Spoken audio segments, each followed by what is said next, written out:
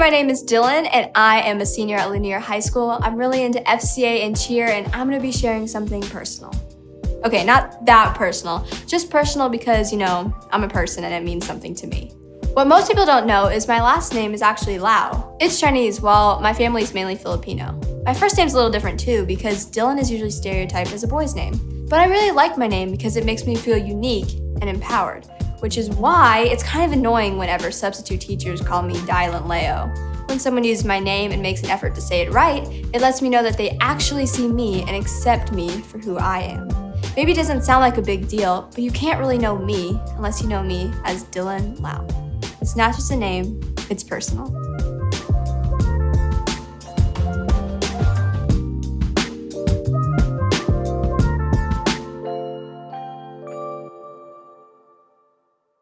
Hey guys, it's Jordan with your weekly Oakwood Student Ministry video. I hope you're doing well. We're in week 3 of our series, It's Personal.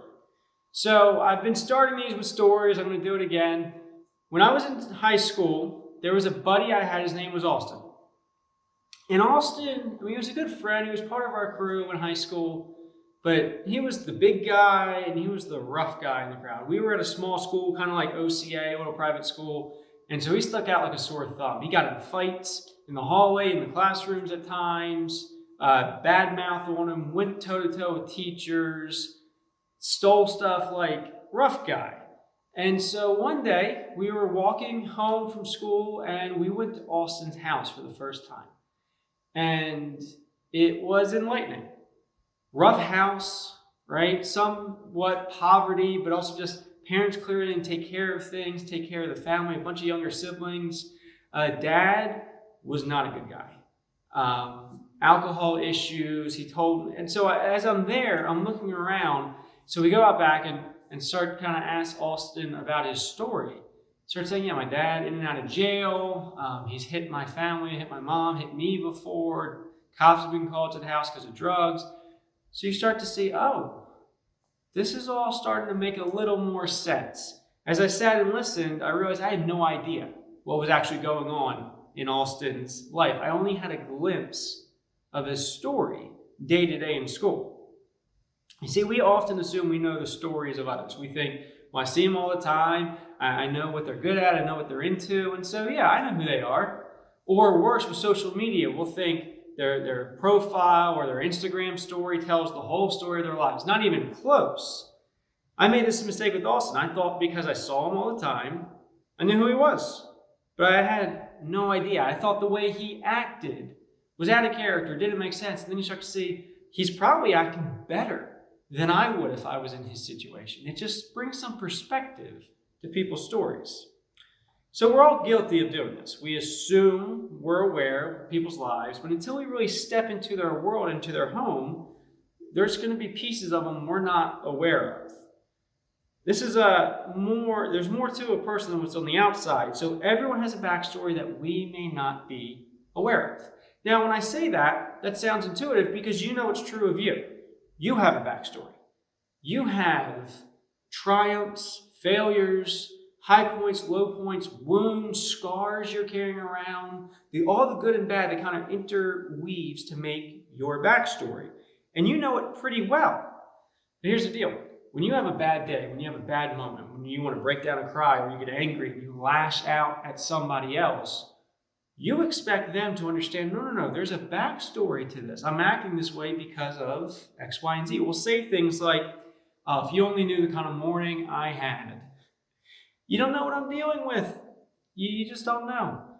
I didn't sleep at all last night because I'm so stressed. I was up all night. That's why I'm acting this way. Or I'm angry. I'm just dealing with a lot of anger right now. And it's like, we expect that to be sufficient to explain our negative behavior. But here's the deal. When one of your friends says a rude comment to you, or your family member yells at you, something like that, we will not give the same grace, not the same understanding. We get all hacked off and annoyed. We need to get that grace. Because when we do, I think, one, we kind of step into the idea that none of us are perfect. We all need a little grace here. And that's an important humility to walk through in life. But we also allow a bridge to be made. Where you look at the other person and say, hey, maybe you don't get it, but I want to. Or I'm going to assume there's more going on here, and I want to know. I want to help. We're going to go back to our Bibles, and we're going to talk about Zacchaeus and Jesus. And I want you to notice Jesus was an expert at this. Obviously, compared to Jesus, everybody acted imperfect. Everybody acted a fool all the time. Yet Jesus would get eye to eye and say, hey, I know there's more to the story here, and I want to know it, and I want to help you. And so let's go to our Bibles and see that.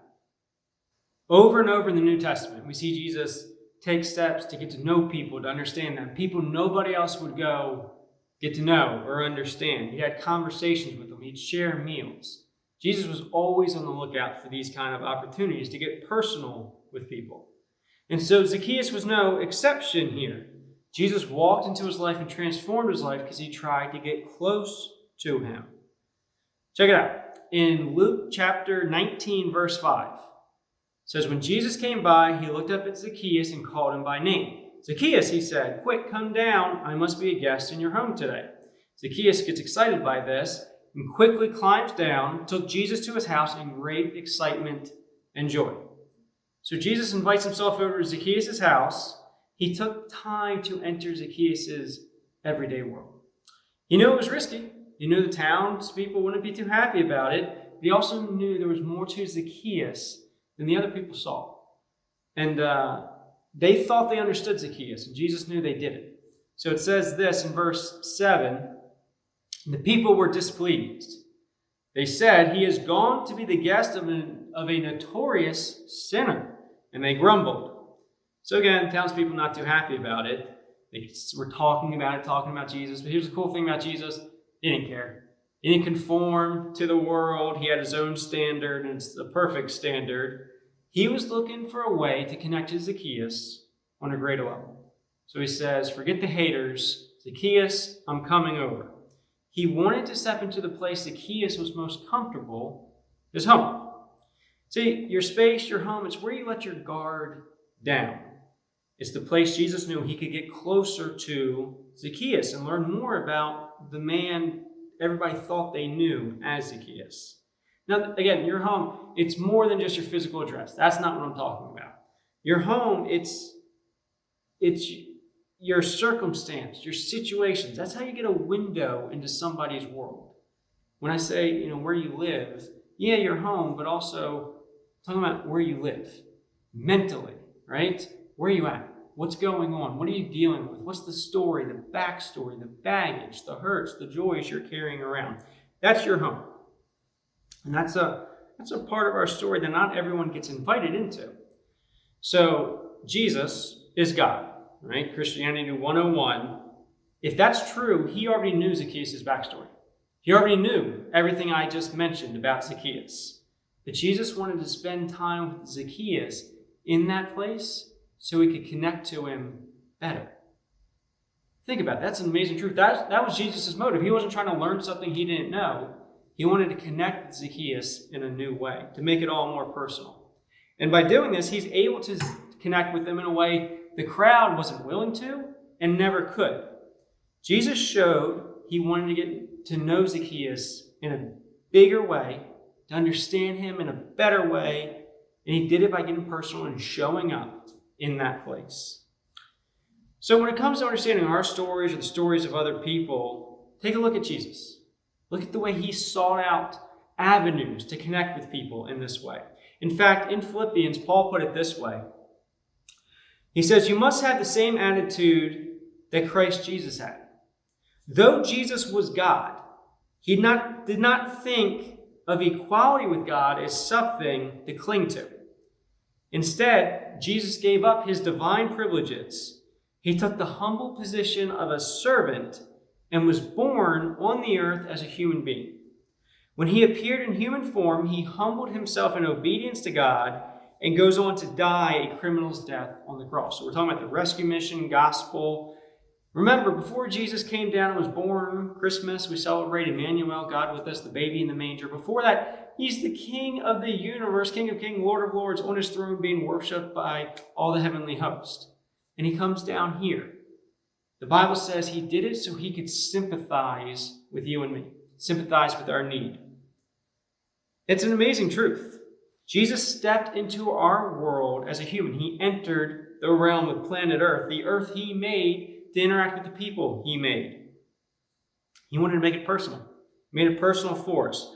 So when you read the story of Jesus, sometimes we forget all the ways, all the instances where he was able to sympathize with our needs. And remember, he was born a baby, so he knows what it's to be hungry, to be cold, to be lonely, to go to the bathroom, to cry all night, like all that stuff. It's part of being human. Jesus understands it. He knew how to deal with siblings who you didn't always get along with. He knew what it was like to have his parents completely forget him. True story, right? Lost the kid. He experienced the sadness of death when one of his best friends passed away, and he mourned because of it. Jesus questioned his purpose. He dealt with doubt. He dealt with people ridiculing him. He can sympathize with you and your need. He knows the hurts you carry. He knows the wounds you have, the worry, the doubt, all of it. He knows the victories. He knows the joys. He knows the passion. He knows the dreams. But he doesn't simply know them. He wants to step into your world, into your story, the place that's personal to you. He wants you to know, I don't just know that stuff. Jesus wants you to know he understands it all. It's personal because Jesus understands your story. And since he can understand your story, and you can model that with other people, as you connect with God, you'll be able to connect with yourself better, give yourself the grace that he gives you, and connect with others better as you give them the grace he gives you. Remember, this idea of really getting to know people, it is foundational to the church.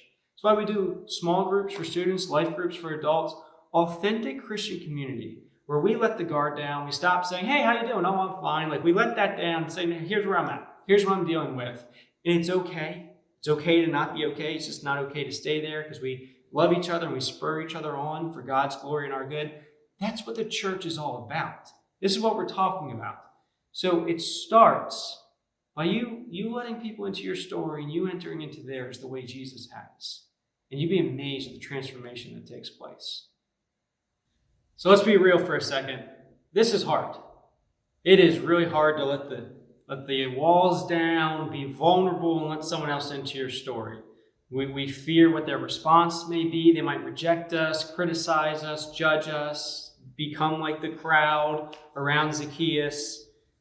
But again, beautiful things also happen when we let those walls down. We enter into authentic community based around the written word, the Bible, and the living word, Jesus Christ.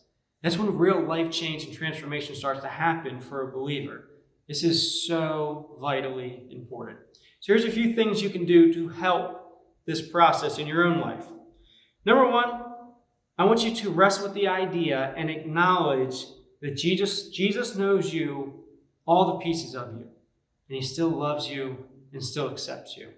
Like if you've got that foundation, it's going to be easier, like Jesus, look at the crowd and say, I don't give a rip what you think of me because I know what he thinks of me. And so start there. I mean, Zacchaeus had people talk behind his back, all the rumors, all this stuff, and Jesus says, I don't care. I know Zacchaeus, and I want to get to know him better. I want to get to know him personally, even though I know everything about him, the good and the bad. I want a connection with him personally.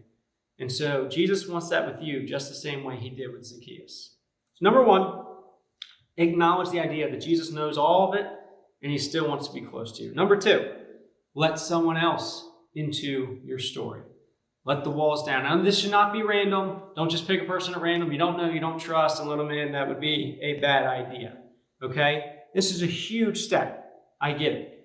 But what if, as a student in Oakwood Student Ministry, you had a person who showed up every week and let their guard down, shared their backstory with you, told you how much they love you, were there to pray with you and to accept you and help you no matter what you're going through.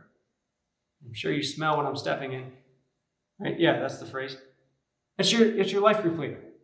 They love you. That's why you're here. I don't pay these guys a penny. And they come every week because they love you. And so open up to them. Additionally, in your group, if you can handle this, go first and give somebody else the gift of going second. When you let the walls down and you share your story, now don't air all your dirty laundry. I mean, within reason, but at the same time, this is where I'm at. This is what I'm dealing with. You allow other people who may not be ready for that to start doing it. They'll reciprocate, and beautiful things start happening. So go first and allow someone else the gift of going second. And you're going to find that the thing you were dealing with, you were alone, you were fighting, you thought made you ostracized and different, you end up connecting with somebody. I remember being a young, teenage boy going to a group and saying, I'm struggling with lust, thinking they're going to judge me. And the men laughed and said, welcome to the human race, buddy. Let's talk. Let's see if we can figure this thing out for you. That's the Christian life. So go first, be willing to open up. You got your life group leaders, but also lead the charge in your group and watch the connections that are made. Lastly, take the time to really understand somebody else's story. Right? We talk about safe spaces in our culture, all that. You should be a safe place for the people in your life group, your friends, your family to come and talk to you. Don't blurt out, don't gossip or spread rumors about what they say. Be a secure place they can go and talk to you and process what they're going through. And don't pass judgment. Right? You can tell them what God says, tell them how much you love them and you think this might hurt them. That's different. Right? That's encouraging with harsh truth. That's fine as long as you do it in love. And they know the reason you're saying this is that you love them. You can't say that enough in these moments. I love you so much. I just want what's best for you. I love you so much. I don't think this is what's best for you. I love you. I love you. I love you. Lay it on thick and mean it when you have those conversations. But take the time to get personal with someone else and understand their story. Listen, hear them out, make sure they know you see them for who they are. That's an amazing gift you can give somebody. Our lives change when we allow people to see us for who we are, to understand our stories, and our lives change, our relationships change when we begin to understand the stories of other people. This is what Jesus did. Took the time, Zacchaeus and countless others, and you and me. And he went into their home, where they lived. He understood their backstory. And so Jesus wants to be invited into your world, into your life, into your backstory, into every part of who you are. He loves you too much to leave you there, but he still loves you. And you're not going to find anything but love, truth, and grace from Jesus. Closing, you get the opportunity to do this for others. This is the coolest thing. What Jesus does for us, we can go do for other people. To understand someone, to accept someone, to love someone that way. And trust me, do that and see how God moves in those situations and relationships. Again, this is so foundational to Christianity, to the church that Jesus set up. And I'm just excited to be a part of it. All right, guys, I can't wait till you can be back in the room and get in the authentic Christian community we have here presently, but I'm glad you can connect this way. I'm here anytime, any way I can help you. I love you. Talk to you soon. All right, bye.